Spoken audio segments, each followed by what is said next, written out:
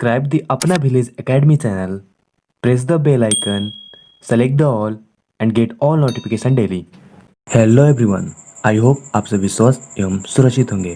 Today I am going to talk about on an interesting topic.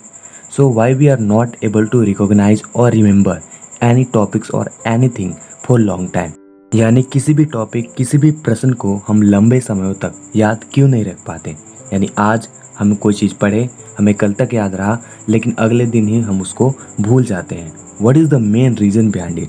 So today we are going to talk about this.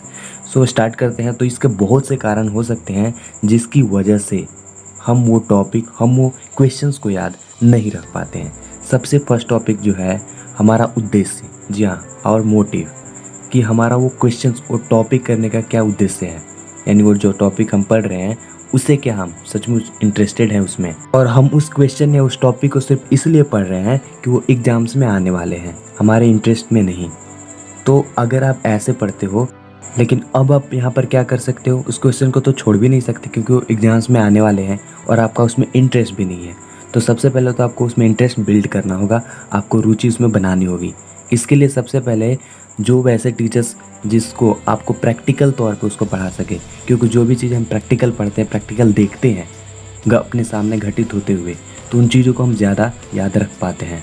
तो वैसे practical करके अगर आप उसे पढ़ पाते हो तो उसमें आपका इंटरेस्ट जो है वो डेवलप होते जाएगा और आप उस टॉपिक को अच्छे से याद कर पाओ.